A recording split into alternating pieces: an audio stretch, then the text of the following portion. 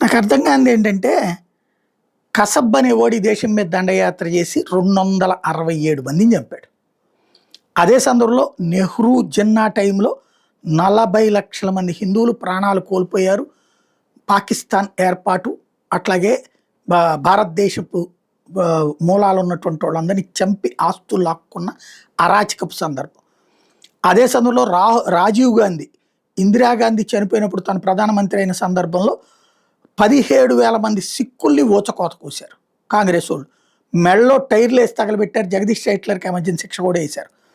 అలాగే ఇందిరాగాంధీ చనిపోయినటువంటి సందర్భంలోనే 5,000 మంది సాధువుల్ని ప్రాణాలు తీశారు.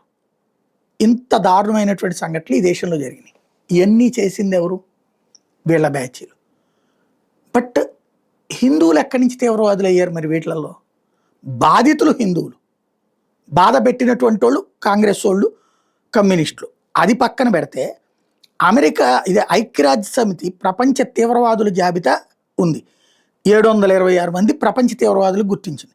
వాళ్ళల్లో రాడికల్ ఇస్లామిస్టులు 702 మంది ఉన్నారు. క్రిస్టియన్స్ కేవలం 13 మంది తీవ్రవాదులు ఉన్నారు. అదైనా తీవ్రవాదం తప్పే 13 మంది.